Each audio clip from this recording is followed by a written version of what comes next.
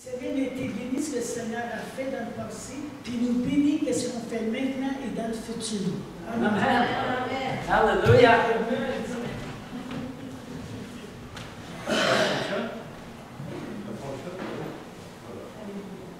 Alors, je vous apporte les salutations de la chapelle évangélique Pentecôte de Granby. Ce matin, je devais être là, c'était moi qui devais prêcher. Les choses ont changé. J'ai trouvé une missionnaire qui m'a remplacé. Lisa Deberge. Le jeune d'elle est toujours disponible. Je ne dis jamais non. Ça, c'est rare. C'est des gens qui disent jamais non. Les autres, peut-être, on va y penser, je dois réfléchir, à ce temps-là, non, mais ça ne marche pas, c'est sans doute que les programmations, Est-ce que...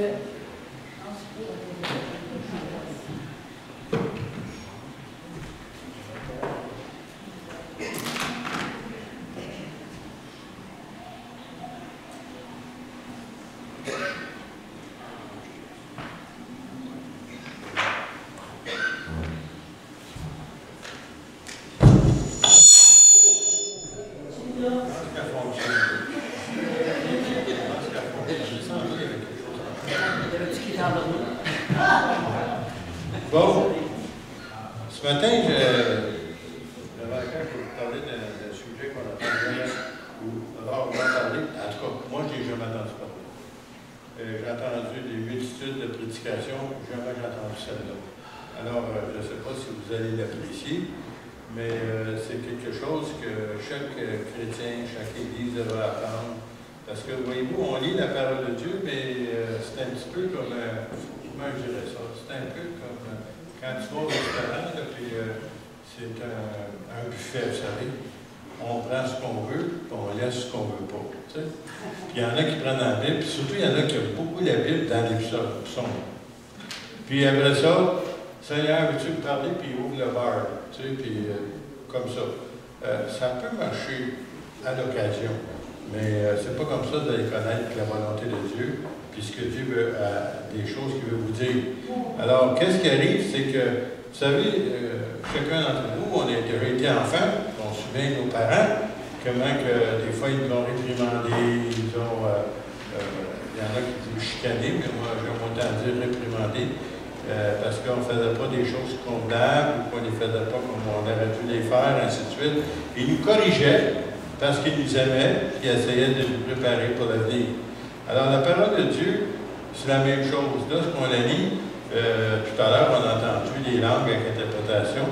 Ça fait trois choses. Ça exhorte, ça console, puis ça édifie. Édifie, ça nous construit. Console, si on passe par un temps de découragement. Et puis l'autre, c'est quoi? Exhorte. Bon, il y a bien des gens qui, le mot exhorter, ne comprennent pas ce que ça veut dire. Ils pensent que c'est vous chicaner. Il y en a des gens dans l'Église, il y a un temps qui avait le ministère d'exhortation, le ministère de chicaner le monde. J'aurais montré que dans la parole de Dieu, puis s'ils veulent prendre le livre qu'on appelle un dictionnaire, qui est utile pour tout le monde, c'est marqué exhorter veut dire encourager. Alors, vous avez le ministère d'encouragement, vous avez le ministère d'exhortation. Merveilleux, mais pas de chicaner. Okay. Alors, le Seigneur nous corrige, nous édifie, et ainsi de suite. Puis, on va regarder quelques passages bibliques ce matin qui, j'espère, vont vous aider. C'est dans les Proverbes, ceux qui veulent suivre avec moi, mais je vais vous en lire quelques-uns.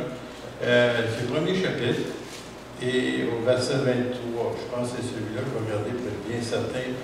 Pour vous aider en erreur. Alors, c'est le premier chapitre, verset 23. Tournez-vous pour écouter mes réprimandes. Il y en a là-dessus ici qui aiment ça, quand quelqu'un te réprimande. C'est ça ici que Dieu dit à son peuple. Il se sert, bien entendu, de Salomon ici.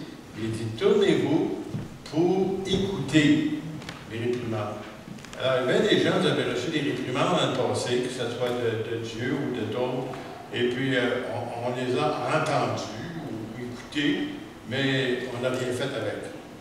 Si Dieu veut qu'on écoute, mais qu'on réagisse, qu'on se corrige, qu'on change de conduite, qu'on change de dialogue, qu'on change les choses qu'on fait. Alors, dit Dieu, tournez-vous pour écouter mes réprimandes. Voici, je répandrai sur vous mon esprit. Alors, si vous voulez écouter ce que Dieu a à vous avertir ou vous réprimander sur des choses que vous devez corriger dans votre vie, alors Dieu, après ça, si vous le faites et si vous réagissez convenablement, Dieu veut répandre sur vous son esprit. Amen, ça va voir. Alors, et après ça, je vous ferai connaître mes paroles. Alors, il faut commencer par accepter d'être corrigé ou d'être réprimandé si on fait des choses qui ne sont pas correctes vis-à-vis de la parole de Dieu. Verset 24, puisque j'appelle et que vous résistez, puisque j'étends ma main et que personne n'y prend garde, puisque vous rejetez tous mes conseils et que vous n'aimez pas mes réprimandes, moi aussi, c'est Dieu qui parle, je rirai quand vous serez dans le malheur, je me moquerai quand la terreur vous saisira. Wow! Ça vient de la part de qui, ça? Ça vient de la part de Dieu. Ça dit, si on n'accepte pas d'être corrigé par notre Dieu, qui est notre Père céleste, notre Papa, si vous voulez, si on ne veut pas accepter ce qu'il nous dit dans sa parole pour nous corriger, alors il dit, mais quand ça viendra le temps d'écrire, je n'écouterai pas. Parce que vous n'écoutez pas. Ça me fait penser sur mes enfants, ça. J'en ai eu 3 garçons. Et quand ils ne m'écoutaient pas, et qu'ils voulaient faire le contraire, c'est que ce qui arrivait, c'est que je n'étais pas porté à répondre à leur avance ou à leurs besoins, ou à leurs demandes, et à tout ce qu'ils désiraient faire, et surtout à ce qu'ils voulaient faire des sorties. Parce qu'ils avaient refusé de se soumettre et d'écouter ce que j'avais à dire. Alors moi, je vous ça. Ça, c'est un Père humain. Mais notre Père céleste, lui, il sait ce qu'on a besoin, puis il sait ce qu'on doit changer, puis il sait ce qui nous nuit dans notre vie. Lui le sait. Et il l'a laissé dans sa parole pour vous aider et pour m'aider aussi. Alors, on va continuer un petit peu ici encore. Il dit, le malheur vous enveloppera comme un tourbillon quand la détresse et l'angoisse fondront sur vous. Alors, ils m'appelleront et je ne répondrai pas. Hey, moi, ce que j'ai besoin, c'est que Dieu me réponde. Quand je prie, je veux qu'il écoute, qu'il entende ce que j'ai à dire. S'il ne me répond pas, hey, je prie qu'est-ce que j'étais avant. Sans Dieu, sans espérance. Et là, maintenant, ce que je veux que Dieu me réponde. Et il dit, ils me chercheront, ils ne me trouveront pas, parce qu'ils ont haï la science, ça veut dire la connaissance, et qu'ils n'ont pas choisi la crainte de l'Éternel. Parce qu'ils n'ont point aimé mes conseils, et qu'ils ont dédaigné toutes mes réprimandes. Ils se nourriront du fruit de leur voix, et se ressaisiront de leurs propres conseils, car la résistance des stupides, oh, j'aime pas ça, car la résistance des stupides les tue, et la sécurité des insensés les perd. Mais celui qui m'écoute reposera avec assurance, il vivra tranquille et sans craindre aucun mal. Ah, ben, toutes les autres choses qu'on vient de lire, c'était pas intéressant, hein? On voulait passer aux autres. C'est pas pour moi, c'est pas pour moi, c'est pas pour moi. Oui. Mais si tu n'écoutes pas, et si tu ne reçois pas, et si tu ne veux pas te corriger, selon la parole, bien entendu, alors qu'est-ce qui arrive? C'est que Dieu dit, c'est bien de valeur. Moi non plus, je n'écouterai pas quand tu vas m'appeler, quand tu vas avoir des besoins. Je vais dire, débrouille-toi. Moi, c'est un peu, permettez-moi de parler, vous parler un peu de mes enfants. Mes enfants, écoutez, c'est des hommes maintenant. C'est plus des enfants, c'est des hommes. Okay? 38, 41, puis 44 ans. C'est des hommes. Okay? 3 garçons. Et j'aimerais vous dire que des fois, ils ont fait des bêtises, comme adulte, même comme adulte. Puis là, ben, ça me tentait de leur aider. Si je vais leur aider, je ne les aiderai pas. Parce qu'il faut qu'ils apprennent. parce qu'ils ont désobéi, parce qu'ils sont allés contre certaines lois. Là, maintenant, ils doivent payer. Et puis, je les aime pareil, mais par contre, j'aime pas ce qu'on fait. Puis les autres le savent. Puis j'aimerais des fois, vous savez, on aime donc ça comme parents, des fois, d'essayer d'adoucir la chose, améliorer la chose, que ça soit moins dur. On va les dépanner. Mais des fois, le dépannage ne leur est pas du tout. Parce que s'ils n'ont pas appris, ils vont faire la même erreur encore et peut-être pire. Alors le Seigneur veut qu'on s'en sorte en obéissant à sa parole. Amen. Seigneur, pourquoi ça? Attends une minute. Regardons ça. Bon, c'est là que je me suis trompé. Le Seigneur a dit bien clairement ce que je devais faire, puis j'ai fait juste le contraire. Puis il m'est arrivé ce qu'il dit. Mais vous, Dieu sait déjà tout d'avance. Regardez quand vous arrivez ici au coin, il y a une belle lumière de circulation maintenant ici au coin là. Vous pouvez, si vous voulez, passer dessus quand il est rouge. Mais il n'y a rien de garanti qui vous dit qu'il n'y aura pas une voiture qui va arriver sans inverse et vous rentrez dedans. Là, vous allez dire, oh Dieu, il m'est arrivé un accident. Oui, Dieu dit, écoute, je t'ai donné une sagesse, une intelligence, et une connaissance, puis quand c'est rouge, on arrête. Oh! Ah, grande révélation. Je vais vous conter une histoire. Un pasteur qui venait nous visiter à tous les années, il venait de la Californie. Il se rendait jusqu'à Green Bay à chaque année. Il faisait des églises en descendant, en montant, mais en descendant, il tournait en Californie. Et bien entendu, il faisait ça durant l'été.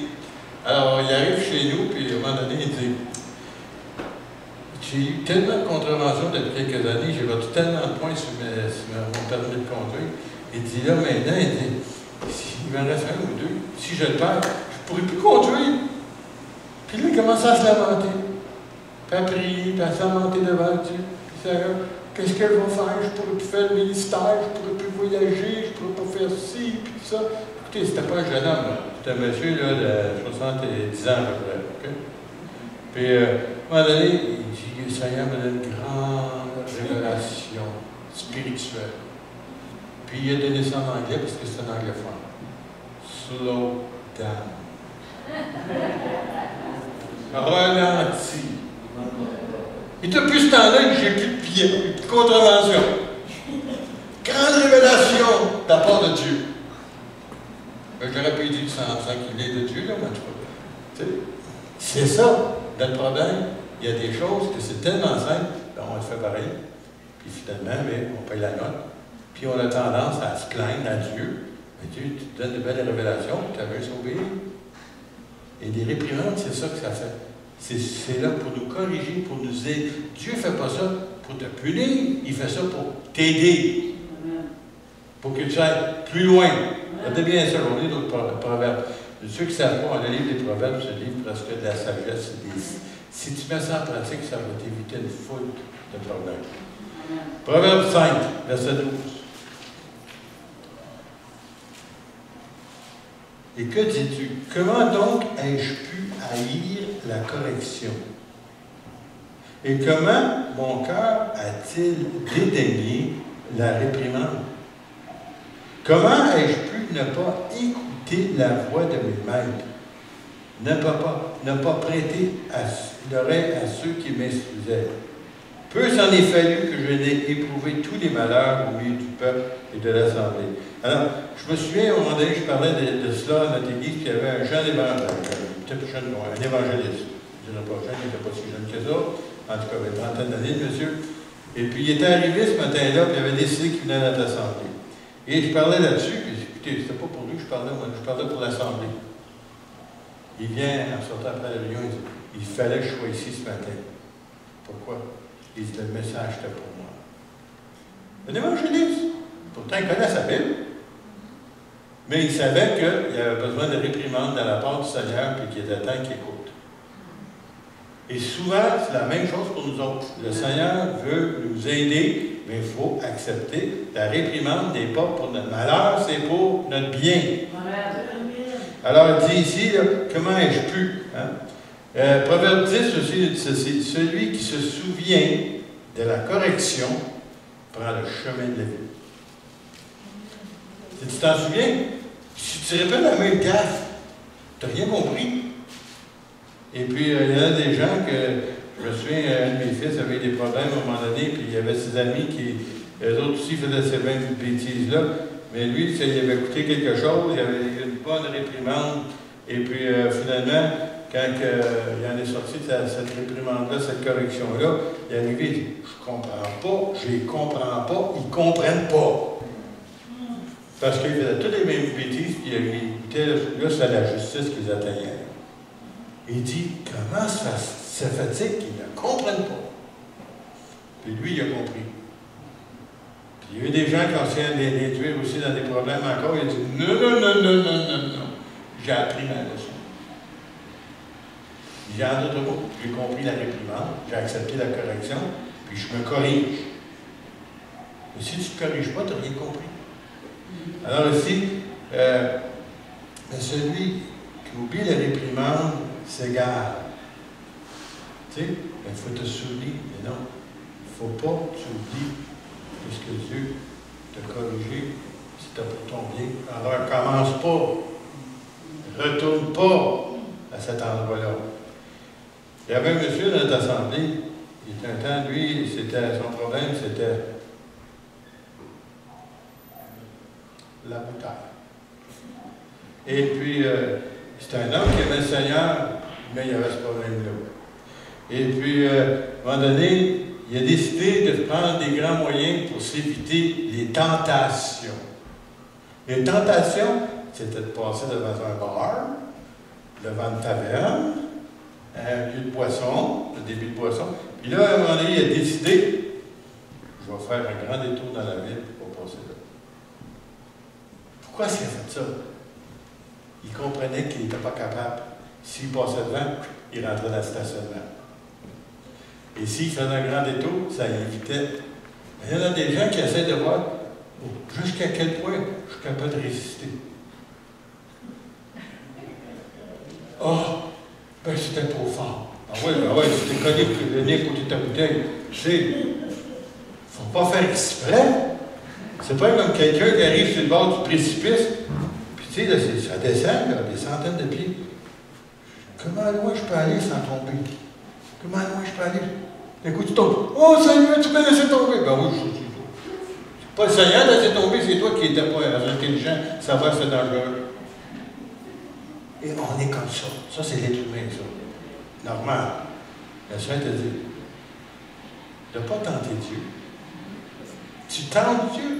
En voulant dire, tu sais, jusqu'à quel point que Dieu va être capable de m'épargner, de me faire mal. Non, non. C'est pareil comme quelqu'un qui monte sa couverture, il arrive en bas, il dit, je ne sais pas si Dieu va me protéger, je ne sais pas si Dieu va me protéger, je ne sais pas si Dieu va me tomber. Boum, tombe en bas. Là, une jambe cassée. 6 mois sans travailler. Oh Seigneur, viens à mon secours. Il dit, t'as bien ça va pas aller sur le bord de la couverture. Tu ne seras pas arrivé. Comprenez-vous? Il y a là des gens, on tente.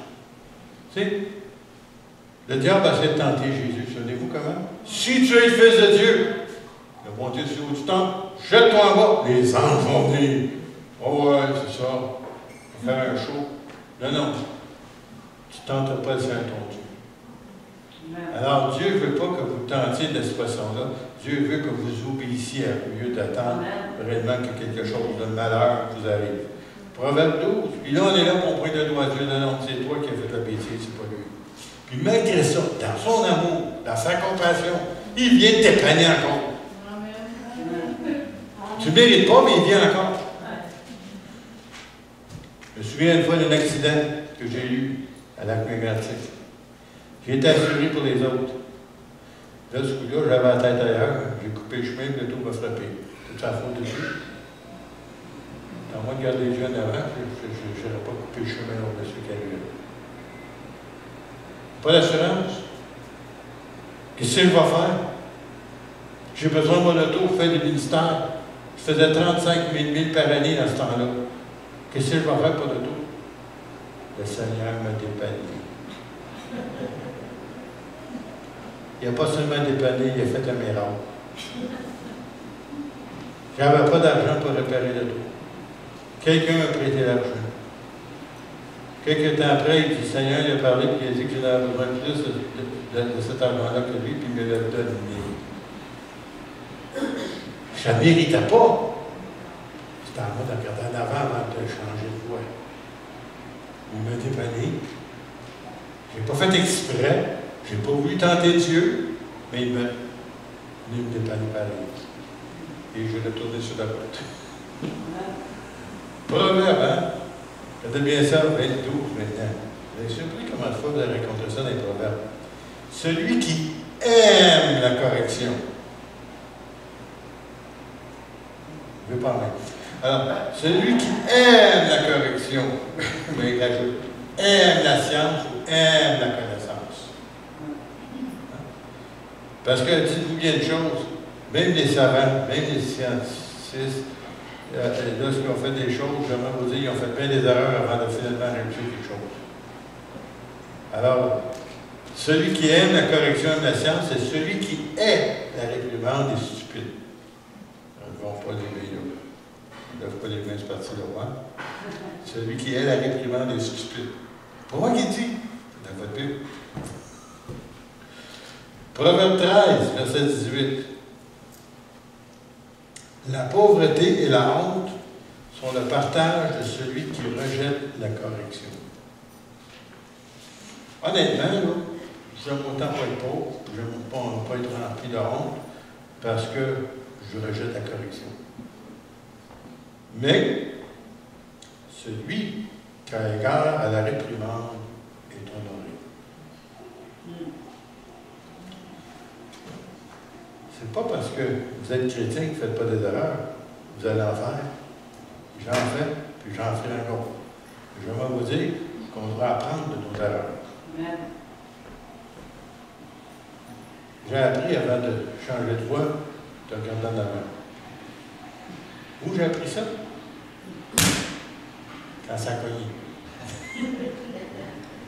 J'ai su que ma voiture était solide, par contre. L'autre voiture était démolie. Elle était vieille. Mais juste pour vous dire qu'il faut apprendre. Puis depuis ce temps-là, peut-être j'étais un petit peu plus, peut-être trop. Je fais trop attention. Des fois, ça me prend du temps à décoller. Pourquoi? Parce qu'il faut être certain qu'il n'y a pas de tout. T'apprends. Proverbe 15, toujours dans les proverbes. L'insensé dédaigne l'instruction de son père. Mais celui qui a égard à la réprimande agit avec prudence. Verset 5. Oui, verset 5, excusez. 15, verset 5. L'insensé dédaigne l'instruction de son père. Honnêtement, mes fils m'avaient écouté quelquefois, ils s'avaient beaucoup évité des problèmes, beaucoup de fois.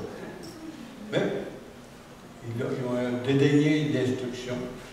Et puis, j'aimerais vous dire qu'ils ont eu des problèmes. Puis, ils peuvent pas pointer vers leur père parce que je leur avais dit de ne pas faire ça. Telle chose arriverait. Et sa mère, à la ministère des prophètes, savait que des fois, elle prophétisait des choses sur eux autres. Elle leur disait d'avance ce qui n'était pas arrivé. Ne croyez pas, c'est arrivé. Elle savait rien. Tu fais telle chose, telle chose, telle chose, telle chose. Ils sortaient tout ça, là. On aurait pu l'enregistrer même. Puis quand on écoutait, c'était merveilleux, il n'y a pas de problème. Quand on n'écoutait pas, toutes les choses arrivaient. C'est ça le ministère, hein, prophétique. Ça t'avertit, si tu ne veux pas écouter, ça va arriver. Proverbe 15, encore toujours, au verset 31. L'oreille attentive aux réprimandes qui mènent à la vie fait son séjour au milieu des sages. Je répète, l'oreille attentive aux réprimandes. Écoute, si Dieu me réprimande, ou si la parole me réprimande, ou si quelqu'un me réprimande qui a raison, puis je fais attention, bien, ça va mener à la vie, puis ça fait son séjour au milieu des sages. Je vais être parmi des sages. Ah, tu ne savais pas, hein? Ça fait partie des sages. Celui qui rejette la correction méprise son âme. Celui qui méprise la correction, qui méprise son âme. Mais celui qui écoute la réprimande acquiert l'intelligence. Il y a quelques années de cela, on était, quand je dis quelques années, il faut que je retourne un petit peu 30 ans passés, il y avait un pasteur qui prenait notre place dans une autre église. Et puis, son appel, c'était pas pasteur. Il a dépanné nos assemblées en acceptant la tâche. Puis moi, je lui disais, tu n'as pas un cœur de pasteur, tu n'as pas l'appel de pasteur. Mais il dit, ils m'ont poussé, ils m'ont demandé, et finalement, j'ai accepté. Puis, il faisait des erreurs, c'est incroyable, des affaires. Puis moi, j'essayais de lui dire, si tu fais telle chose, tu fais telle chose. Je fais pas ça pour eux. Il fait du trouble. J'essayais d'éviter des problèmes. Il n'écoutait pas. Ben, il arrivait. Je lui ai dit, fais attention, telle chose. Ça y arrivait encore. Alors, il dit, pourquoi tu me donnes plus tes conseils? Ça me donne quoi de me donner tes conseils si tu les oublies pas et que tu veux te cogner le nez? Je vais te laisser te cogner le nez. Comme de fait. Il est parti de là, puis il était en dépresse. Je sais quoi, dépresse? Quelqu'un ici, c'est quoi? C'est quoi une dépresse? Dépression. Il est en terre. Pourquoi? Premièrement, c'était pas son appel. Deuxièmement, s'il avait écouté un peu, ça y aurait adouci la tâche. Il se fait moins mal. Puis il est parti, il était vraiment découragé. Alors, c'est pas qu'il n'a pas fait son possible, c'est que c'était pas son appel. C'est pas comme si ici, je venais et je disais, bon, là, j'ai quelques colombages à couper à telle longueur. Là, je vais fermer un plombier puis les couper. Là, il va amener son wrench, il va amener ses marteaux, puis il va commencer à piocher dessus, puis il va commencer à tout est coupé, c'est pas son appel. Le gars, c'est un plombier.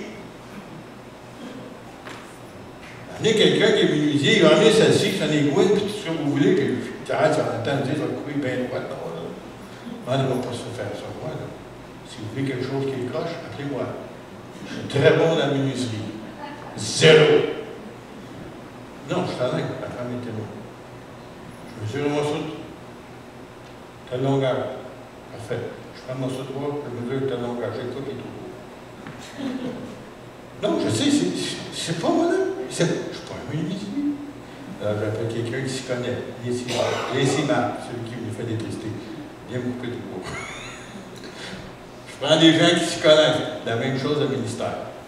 Si tu n'as pas l'appel du ministère, tu n'es pas à ta place. Si c'est un appel à le ministère dans l'Église, puis tu fais ce que le Seigneur te demande de faire, tu es à ta place. Puis tu vas bénir ce que tu fais. Mais si tu essaies de faire le travail d'un autre que tu viens de pas appelé à faire, ça ne marchera pas. C'est pas parce que Dieu ne t'aime pas, c'est pas ta place. Il y a des gens chez nous, leur place, ils savent c'est l'école d'éducation chrétienne, puis ils le font très bien. Mais ils l'ont encore. Qui a remis ça? C'est le Seigneur qui a remis ça à cœur, puis ils font un très bon travail. J'achète. Proverbe 10, 7, verset 10. Une réprimande fait plus d'impression sur l'homme intelligent, il faut rajouter la femme intelligente, que 100 coups sur l'insensé. Je répète, une réprimande fait plus d'impression sur l'homme intelligent que 100 coups sur l'insensé. Ça veut dire que si le Seigneur te met à cœur, il montre quelque chose, il faut que tu changes quelque chose, il y a quelque chose qui ne marche pas, il te le montre, c'est clair, tu n'as pas besoin de révélation céleste, tu n'as pas besoin d'une vision, tu n'as pas besoin d'un songe, c'est écrit. Bon. Ouais, il faut changer. C'est ça mon problème. Donc, si tu écoutes, ben, tu fais plus d'impression sur l'homme intelligent que 100 coups sur l'insensé. Ça veut dire que tu es un sage. Vous êtes sages, messieurs et mesdames. Et le Proverbe 27, verset 5, ceci. Mieux vaut une réprimande ouverte qu'une amitié cachée. Une réprimande ouverte. Ça veut dire que la personne ne se cache pas de te dire. Ou le Seigneur ne se cache pas, il te dit. Puis, si tu as une réprimande, une chose que vous devez faire. Si jamais ça vous arrive de faire cela envers quelqu'un, avec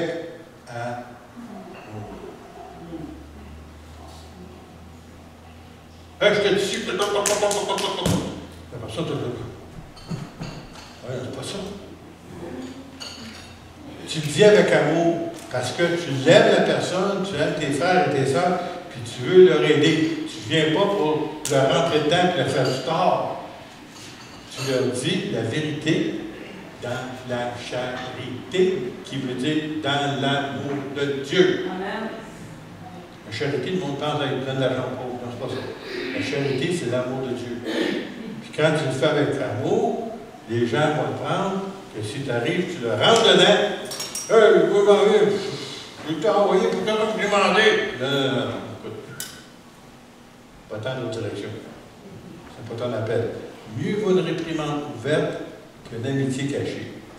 Écoutez bien ça. Les blessures d'un ami prouvent sa fidélité. Qu'est-ce qu'il veut dire par ça? Ça veut dire te dire la vérité avec amour. Ça veut dire qu'il t'aime. Et c'est silencieux de temps en temps ici à Saint-Valéry. Les blessures d'un ami prouvent sa fidélité, mais les baisers d'un ennemi sont trompeurs. Demandez ça à Judas. Il a embrassé Jésus. Il a un beau baiser. Il a été crucifié après ça le lendemain, puis il s'est vendu. Hein? Non, non. Il faut que si tu le fais avec amour, mais tu le dis parce que tu aimes la personne et pas parce que tu veux te défouler sur la personne. Il y en a des gens qui attendent, tu sais, que t'en as, tu n'es plus capable, tu es avec de sauter ou exploser. Non, non. Dis la vérité dans l'amour. Si tu n'es pas capable, prends du temps pour prier avec. S'il faut, va encore plus loin. Va jeûner. Là, quand tu vas parler à la personne, ton esprit va être complètement changé, puis la personne aussi va pouvoir accepter qu'est-ce que tu vas dire. Pas parce que tu veux leur tomber dessus, mais parce que tu les aimes. Puis le Seigneur, c'est pour ça qu'il fait ça, et c'est qu'est-ce que j'ai lu ce matin, c'est parce qu'il vous aime, puis il veut vous corriger pour que vous puissiez avancer et recevoir davantage de ces bénédictions. Parce que ces bénédictions, c'est pour ses enfants. Mais il y a des choses qu'on va corriger dans nos vies, qu'on va accepter, justement parce qu'il nous aime. Puis Dieu, c'est vous comment il nous appelle? Ben, on va dire, là, probablement vous savez maintenant, là, je pense que vous savez. Comment que le Seigneur nous appelle? Y a-t-il quelqu'un qui ose donner une réponse à ça? Alors, ça sent bien, on finit par l'avoir. Ses enfants. Que va ajouter ça? Enfants de Dieu. Alors, même si vous avez 70, 80, 90 ans, vous êtes toujours ses enfants. La petite fille et le petit garçon de Dieu. Et Dieu nous dit qu'on devrait l'appeler comme papa. Puis Dieu n'a pas de petits-enfants. Il y a juste des enfants. Puis ces enfants, il les a amassés, qui veut leur aider à les corriger pour qu'ils puissent aller plus loin. Et après ça, vous allez être une source de bénédiction pour quelqu'un d'autre. Parce que vous avez appris des choses. Et le Seigneur veut que vous puissiez réaliser ça. Regardez un dernier verset biblique que je n'ai pas sorti ce matin et qui vient des esprits. Jésus dit ceci: à qui comparait cette génération? Vous quand il a dit ça? Elle dit des enfants qui jouent dans la place publique. Ouais! Ça ne vous fait pas penser à nous autres, ça? Le Seigneur nous regarde des fois, pourquoi est-ce qu'il agit comme des enfants? Des adultes, ils devraient marcher comme des enfants. Pas des enfants, mais des personnes qui ont plus de connaissances que ça. De toute façon, longtemps, là, j'étais à l'église pour vous dire là, que les chrétiens, souvent, ils agissent comme des enfants. Puis honnêtement, si j'étais leur papa, j'aurais leur aider. Mais ça ne marche pas comme ça. Ça ne marche pas comme ça. Mais c'est ça. Dieu nous appelle ses enfants, puis Dieu nous corrige parce que lui, il sait comment nous corriger, comment nous réprimander pour que nous puissions continuer à avancer. Alors, méprisez pas la réprimande, ça vient du Seigneur. Puis s'il y avait quelque chose que vous ne comprenez pas, prenez le temps de lui demander, il va vous le révéler, puis après ça, ça va vous permettre d'éviter de faire d'autres erreurs dans ce domaine-là, parce que vous allez apprendre d'autres choses après. Alors, on est dans l'école du Seigneur, puis le Seigneur s'appelle ses enfants, puis il veut que vous puissiez avancer, mais il faut accepter la réprimande du Seigneur aussi. Ça fait partie de son amour. Parce qu'il vous aime, il vous a tellement aimé qu'il a mis son Fils sur la croix du Calvaire pour nous. On va prier ensemble. Père Céleste, merci Seigneur pour ta parole. Oui Seigneur, chacun d'entre nous, à un moment donné, nous avons eu besoin d'être réprimandés par notre Papa Céleste. Oui Père, merci pour les réprimandes. Merci Seigneur que nous avons accepté, qu'en retour Seigneur, nous pouvons avancer en obéissance à ta parole. Car Seigneur, la réponse à tous nos pourquoi est dans ta parole. Et Seigneur, merci parce que tu as tant aimé, que tu, encore une fois, tu te soucies de nous. Et Seigneur, tu veux qu'on puisse avancer dans tes voies. Seigneur, bénis tes enfants ici à Saint-Malachie et toute la région, Seigneur, de cette assemblée. Seigneur, qu'ils puissent grandir dans tes voies. Et Seigneur, qu'ils deviennent des hommes et des femmes de Dieu, qui vont être capables de montrer le chemin à d'autres pour venir à notre Sauveur bien-aimé, Jésus. Amen.